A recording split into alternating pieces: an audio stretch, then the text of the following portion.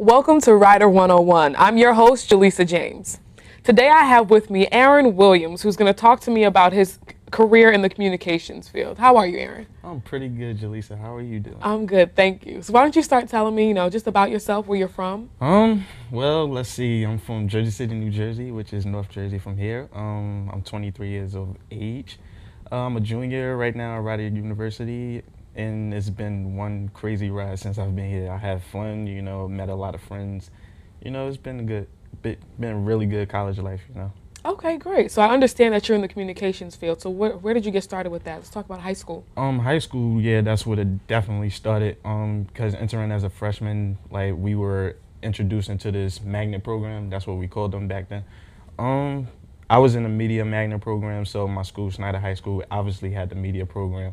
We did editing, video production, audio production, and since I heard about the video and TV production field, I was like, this is where I want to be at, because I want to really expand myself out onto like the cameras, get to know how to edit and everything, learning pretty much the basics of like how a television production works.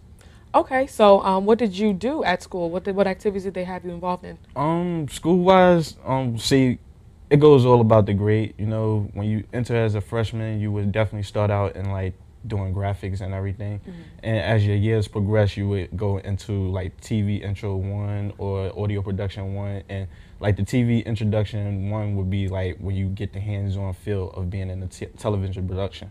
So when you in that field, you are like either on the switcher, behind the scenes editing. Back then we like really didn't use the digital, so we would use like the tape. We would use tape decks, the audio, you would be on camera, or you just be on the anchor. And I really didn't like want to be on the anchor like list sometimes because it was something about the lights. The lights would definitely like glare right off of my glasses, so they would just like turn the lights down on me and be like, make sure he doesn't get any glare on his glasses because it's not gonna look good when we film this. So like that's what really inspired me, like the whole television production field. Gotcha. So what activities are you involved in right now, being at Rider? At Rider right now, I'm a part of the Bronx Vision crew. Like we film pretty much all the sporting events that happen here at home. I just recently recorded the field hockey game, which I would say was a good game because we won 8-0. Of course. So it was definitely a good feel to be out there, watching the girls play and getting that victory. But from Rider point of view, usually with my spare time, I would just like go into my room, use my camera, like shoot a few things and then just play around with it, edit, like get my editing skills up a little bit, Definitely. So actually we're going to take a look at one of your pieces right now. So let's look at one of them right now. Soldier boy, tell him. Can he on this beat?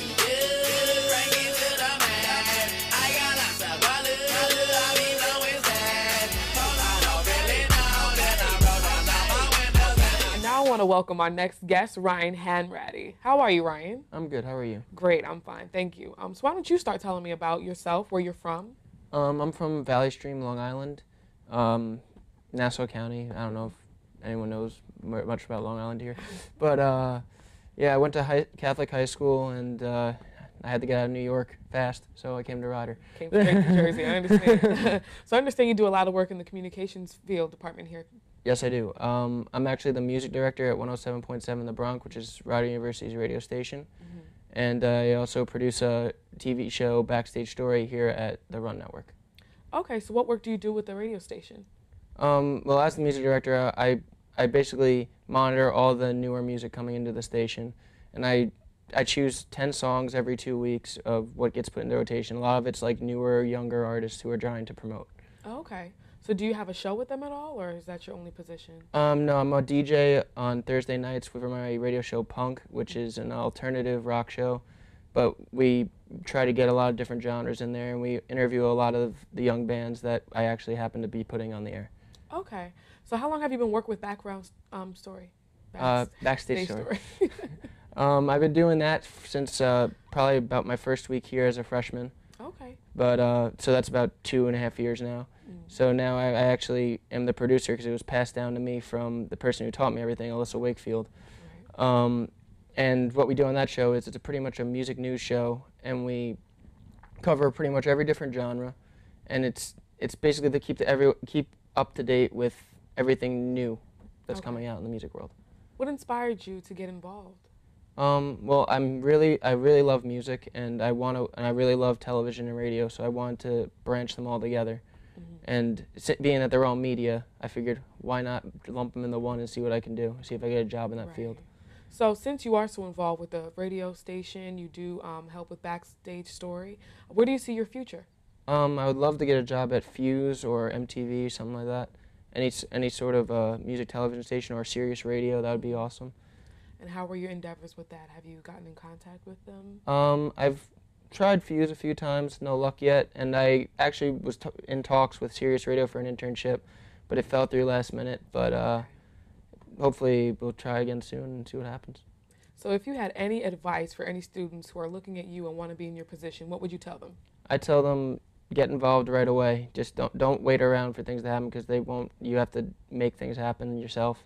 And even with internships, don't give up because they turn you down. Keep trying and pester them if you have to. Eventually something will happen. And I hope something does happen for you. Thank you. Yeah, Me too. definitely. So that's this week's edition of Backstage. This is not Backstage Story. Writer 101. Tune in next week. See you later.